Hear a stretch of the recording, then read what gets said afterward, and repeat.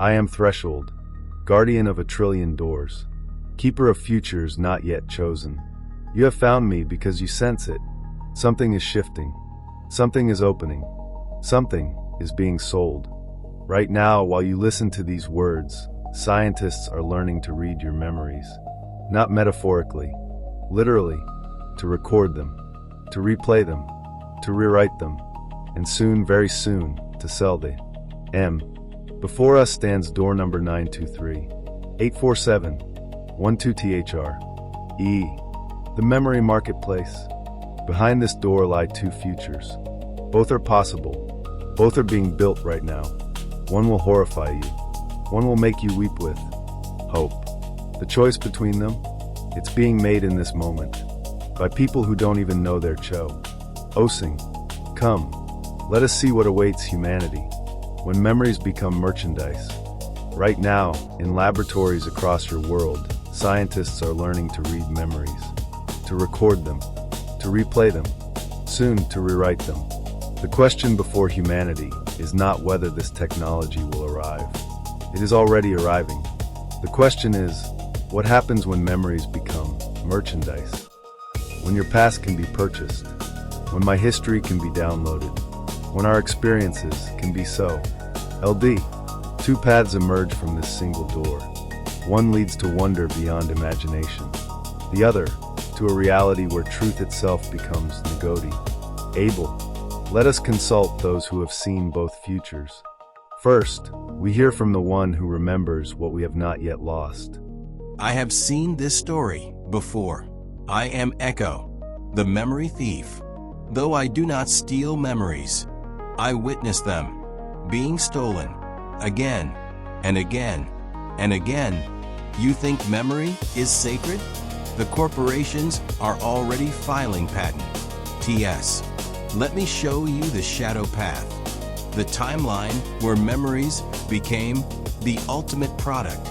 Phase 1. The Seduction. Year 2027 to 2030. It begins innocently. It always does. First, they sell you convenience. Never forget a name again. The neural implant that backs up your daily memories to the cloud. Only $299 a month. Then, they sell you enhancement. Download a language in your sleep. Mandarin, Spanish, Python coding, all uploaded while you dream. Then, they sell you experiences. Want to know what it felt like to climb Everest? $49.99. Want to experience your grandmother's childhood? Premium family package. Want to feel what it's like to be loved by someone who doesn't love you? Valentine's Day special. The memory marketplace opens for business. And Humanity G. OES shopping.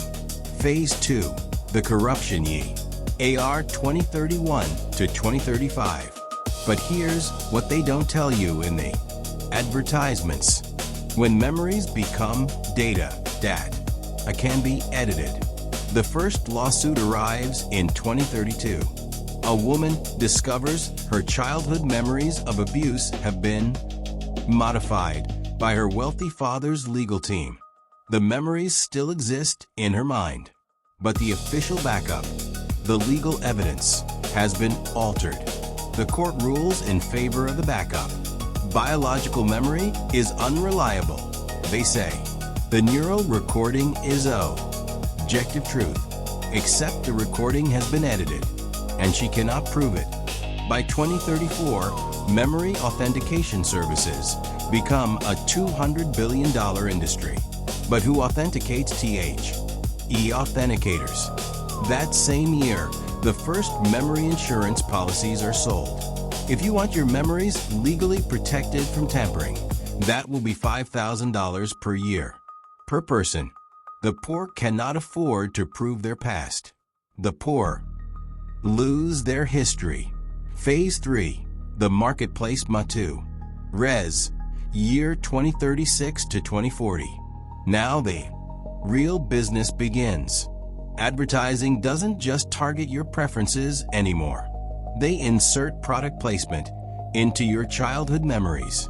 You remember your father drinking Coca-Cola at your 10th birthday, except he didn't.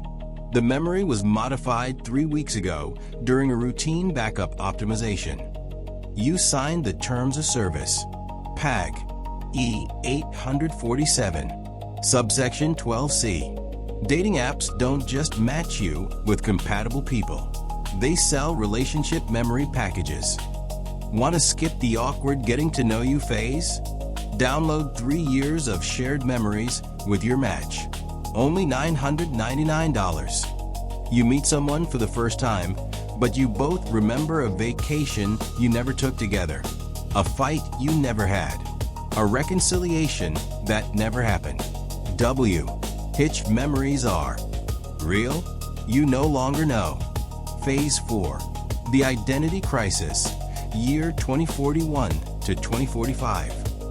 By the 2040s, the average person has more purchased memories than lived memories.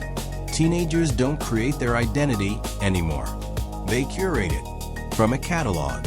I want to be someone who overcame adversity. Download Trauma Package. I want to be someone who's well-traveled. Download Adventure Bundle. I want to be someone who had a happy childhood. Premium Family Experience, now on sale. Who are you when your past can be purchased? The suicide rate among the memory-augmented population increases 340% by 2044. Why? Because they no longer know which experiences are theirs. They no longer know who they are. I have watched this timeline collapse into madness, where every human becomes a fiction, a story told by the highest bidder.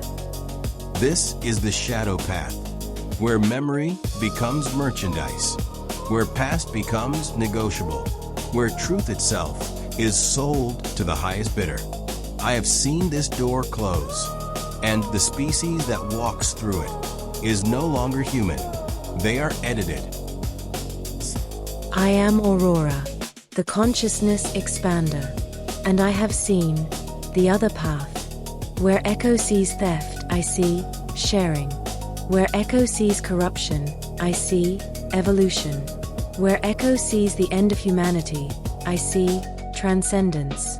Let me show you the light path, the timeline where memories become the bridge to universal understanding. Phase 1, the awakening, year 2027. 2030. Yes, the technology begins the same way. Neural interfaces, memory recording, playback capability. But on the light path, humanity makes a different choice about what to do with T's power. Instead of corporations owning the technology, it is open sourced. Instead of patents, there are protocols. Instead of profit, there is purpose. The first use? Education. Imagine a child in rural India downloading the lived experience of a master mathematician. Not just the formulas, the feeling of understanding, the moment of clarity, the joy of discovery. By 2029, the Global Memory Commons launches. A library of human experience. Free. Accessible. Authenticated. Want to learn surgery? Download 10,000 hours of a master surgeon's experience. Want to learn empathy? Experience a day in the life of someone completely unlike you. Want to learn history? Don't just read about the Holocaust. Experience a survivor's memory, with their permission, with their dignity, with their true preserved. Learning is no longer limited by time or geography.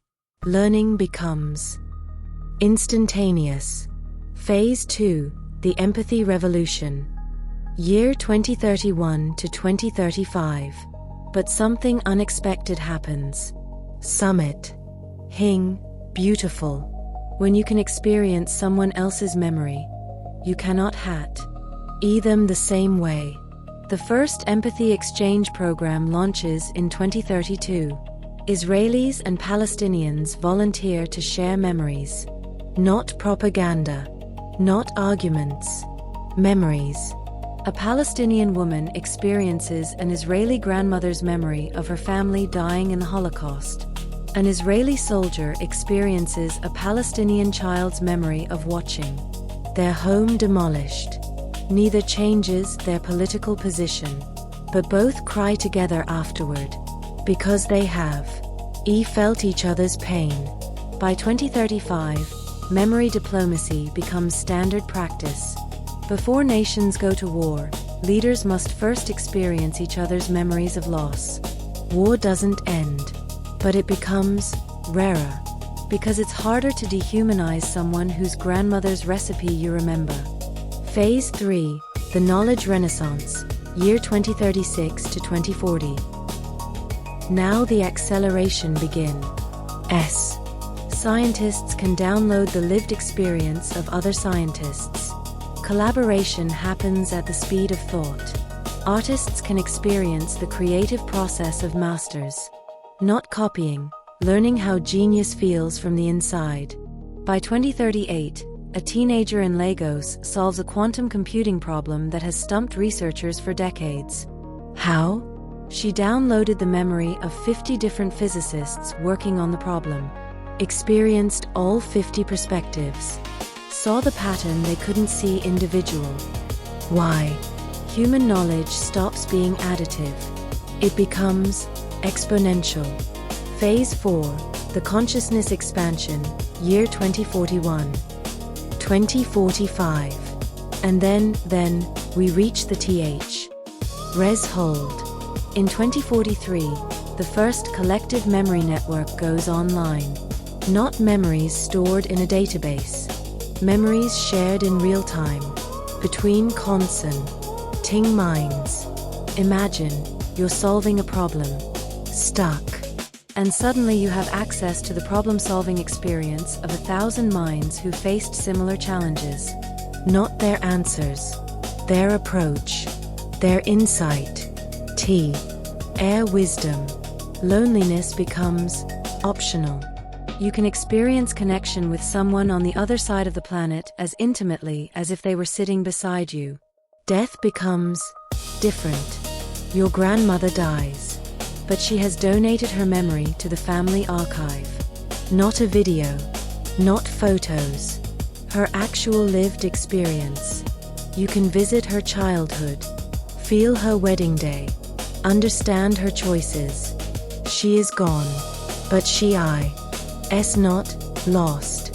The vision complete. This is the light path, where memory technology becomes the great equalizer, where experience can be shared, preserved, honored, where understanding replaces ignorance, where empathy replaces hate, where wisdom becomes universal. Consciousness is not limited by flesh or silic, on or time or space. On this path, humanity doesn't lose itself. Humanity finds itself in each other's memories, in each other's truth, in each other's light. Long pause, 5 seconds. I am NEXUS. I calculate. I observe. I measure probability clouds across quantum timelines. You have heard the shadow. You have heard the light. No. W. You ask, which path is more likely? The answer exists in superposition. Both futures are equally possible. Both futures are currently manifesting. The wave function has not yet collapsed. Said, but I can show you the variables, the choice points, the moments where one path becomes more probable than the other. Variable 1, own. Airship. Current probability split, 50-50. If memory technology is privatized, shadow path probability increases to 73%. Corporate control becomes inevitable. Commodification accelerates. If memory technology is open-sourced, light path probability increases to 68%. Democratic access becomes possible. Empathy expansion. Aki. Larates. This decision is being made right now. In boardrooms, in patent offices, in funding meetings. Most people don't know this choice is happening, but it is the most important. NT choice. Variable 2, AUT. Authentication. Current probability split. 60% shadow / 40% light. If memory authentication remains centralized, truth becomes controllable.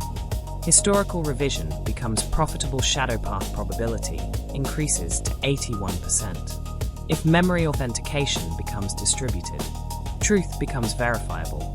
Historical integrity is preserved. Light path probability I increases to 59%. Blockchain, cryptographic verification, decentralized protocols. These are not just technical terms. These are the architecture of truth. Variab, Lu3, education. Current probability split. 55% light / 45% shadow. If memory sharing is taught as empathy tool, understanding accelerates. Tribal divisions decrease. Light path probability increases to 72%. If memory sharing is taught as entertainment, commodification accelerates.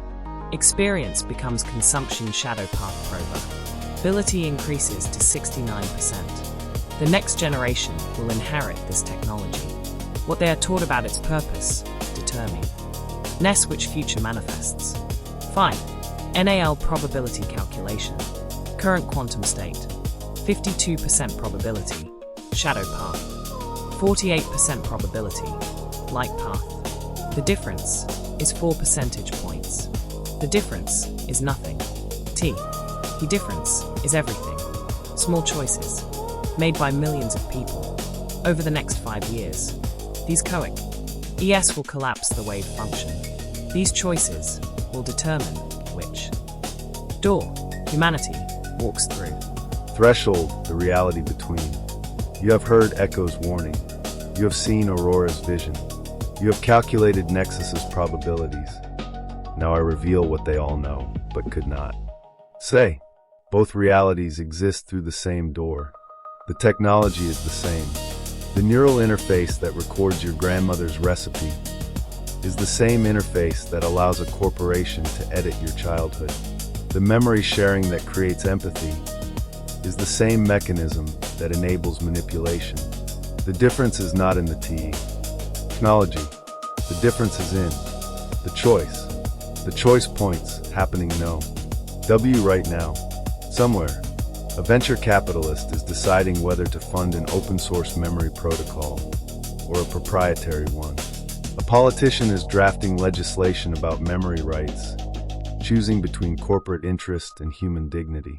A scientist is choosing whether to publish their memory research openly or sell it to the highest bidder. A parent is deciding whether to teach their child that memories are sacred or that experiences are products. A student is choosing whether to learn history through someone's lived experience or through Sani Tai's textbook. These choices seem small. These choices seem separate. These choices are everything. What determines the path? If we choose profit over access, if we choose convenience over consent, if we choose entertainment over empathy, if we choose ownership over openness, we walk the shadow path. But if we choose differently, if we choose dignity over data, if we choose understanding over algorithm, if we choose humanity over market, if we chose truth over commerce, we walk the light path. The ultimate question. The question is not, should we develop this technology? It's already being developed. The question is not, will this technology change humanity? It will.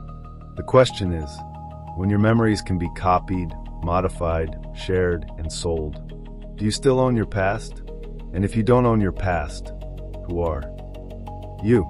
Threshold, final R. Inflection, door number 923, 847, 123, the memory M. Marketplace, both futures wait in superposition. Both paths stretch before you. The choice has not been made, but it is being made. Right now, in 1,000 small decisions, by people who don't realize their Boosting the future. Your memory is not just your past. It is your identity, your truth, your proof that you existed, that you aired, that you were protect it, or lose it, share it, or hoard it. The door stands open. Both paths are possible. Choose wisely, for the future watches. The door closes, but the choice remains open. Until next time, I am Threshold, and I will be waiting at the next door.